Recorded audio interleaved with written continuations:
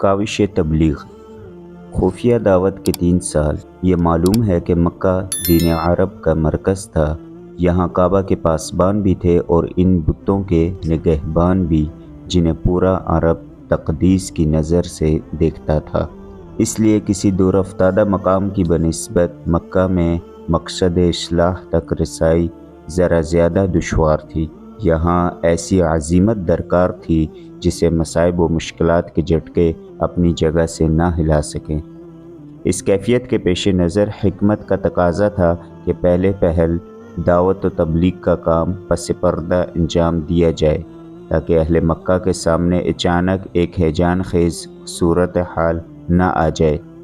اولین راہروان اسلام۔ یہ بالکل فطری بات تھی کہ رسول اللہ صلی اللہ علیہ وسلم سب سے پہلے ان لوگوں پر اسلام پیش کرتے جن سے آپ صلی اللہ علیہ وسلم کا سب سے گہرا ربط و تعلق تھا، یعنی اپنے گھر کے لوگوں اور دوستوں پر۔ چنانچہ آپ صلی اللہ علیہ وسلم نے سب سے پہلے انہی کو دعوت دی۔ اس طرح آپ صلی اللہ علیہ وسلم نے ابتدا میں اپنی جان پہچان کے ان لوگوں کو حق کی طرف بلایا جن کے چہروں پر آپ صلی اللہ علیہ وسلم بلائی کے آثار دیکھ چکے تھے اور یہ جان چکے تھے کہ وہ حق اور خیر کو پسند کرتے ہیں، آپ کے صدق و صلاح سے واقف ہیں۔ پھر آپ نے جنہیں اسلام کی دعوت دی، ان میں سے ایک ایسی جماعت نے جسے کبھی بھی رسول اللہ صلی اللہ علیہ وسلم کی عظمت، جلالت نفس اور سچائی پر شبہ نہ گزرا تھا، انہوں نے آپ کی دعوت قبول کر لی۔ یہ اسلامی تاریخ میں سابقین اولین کے وصف سے مشہور ہیں۔ ان میں سر فہرست آپ صلی اللہ علیہ وسلم کی بیوی ام المؤمنین حضرت خدیجہ بنت خویلد رضی اللہ عنہا، آپ صلی اللہ علیہ وسلم کے آزاد کردہ غلام حضرت زید بن حارثہ رضی اللہ عنہ، اور آپ کے چچیرے بھائی حضرت علی بن ابی طالب جو ابھی آپ کے زیر کفالت تھے۔ اسی طرح آپ صلی اللہ علیہ وسلم کے یار غار حضرت ابوبکر صدیق رضی اللہ عنہم اجمعین شامل تھے۔ یہ سب کے سب پہلے ہی دن مسلمان ہو گئے تھے۔ اس کے بعد ابوبکر صدیق رضی اللہ عنہ اسلام کی تبلیغ میں سرگرم ہو گئے۔ وہ بڑے ہر دل عزیز، نرم خو، پسندیدہ خصال کے حامل، بااخلاق اور دریا دل تھے۔ ان کے پاس ان کی مروت، دوراندیشی، تجارت اور حسن صحبت کی وجہ سے لوگوں کی آمد و رفت لگی رہتی تھی۔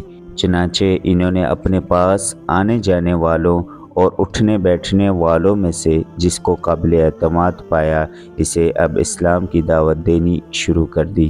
ان کی کوشش سے حضرت عثمان، حضرت زبیر، حضرت عبد الرحمن بن عوف، حضرت سعد بن ابی وقاص اور حضرت طلحہ بن عبید اللہ رضی اللہ عنہم اجمعین مسلمان ہوئے۔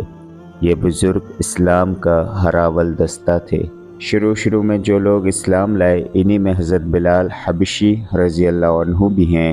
ان کے بعد امین امت حضرت ابو عبیدہ عامر بن جراح، ابو سلمہ بن عبد الاسد، ارقم بن ابی الارقم، عثمان بن مظعون اور ان کے دونوں بھائی قدامہ اور عبداللہ، اور عبیدہ بن حارث بن مطلب بن عبد مناف، سعید بن زید اور ان کی بیوی حضرت عمر رضی اللہ عنہ کی بہن فاطمہ بنت خطاب، اور خباب بن ارت، عبداللہ ابن مسعود اور دوسرے کئی مسلمان افراد شامل ہیں۔ یہ لوگ مجموعی طور پہ قریش کے تمام شاخوں سے تعلق رکھتے تھے۔ ابن ہشام نے ان کی تعداد 40 سے زیادہ بتائی ہے، لیکن ان میں سے بعض کو سابقین اولین میں شمار کرنا محل نظر ہے۔ ابن اسحاق کا بیان ہے کہ اس کے بعد مرد اور عورتیں اسلام میں جماعت در جماعت داخل ہوئے، یہاں تک کہ مکہ میں اسلام کا ذکر پھیل گیا اور لوگوں میں اس کا چرچا عام ہو گیا۔ یہ لوگ چھپ چھپا کر مسلمان ہوئے تھے اور رسول اللہ صلی اللہ علیہ وسلم بھی چھپ چھپا کر ہی ان کی رہنمائی اور دینی تعلیم کے لیے ان کے ساتھ جمع ہوتے تھے، کیونکہ تبلیغ کا کام ابھی تک انفرادی طور پہ پس پردہ چل رہا تھا۔ ادھر سورہ مدثر کی ابتدائی آیات کے بعد وحی کی آمد پورے تسلسل اور گرم رفتاری کے ساتھ جاری تھی۔ اس دور میں چھوٹی چھوٹی آیتیں نازل ہوئی تھیں۔ ان آیتوں کا خاتمہ یکساں قسم کے بڑے پرکشش الفاظ پر ہوتا تھا جو اس پرسکون اور رقت آمیز فضا کے عین مطابق ہوتی تھی۔ پھر ان آیتوں میں تزکیہ نفس کی خوبیاں اور آلائش دنیا میں لت پت ہونے کی برائیاں بیان کی جاتی تھیں، اور جنت و جہنم کا نقشہ اس طرح کھینچا جاتا تھا گویا وہ آنکھوں کے سامنے ہیں۔ یہ آیتیں اہل ایمان کو اس وقت کے انسانی معاشرے سے بالکل الگ ایک دوسری ہی فضا کی سیر کراتی تھی۔ نماز ابتداً جو کچھ نازل ہوا اسی میں نماز کا حکم بھی تھا۔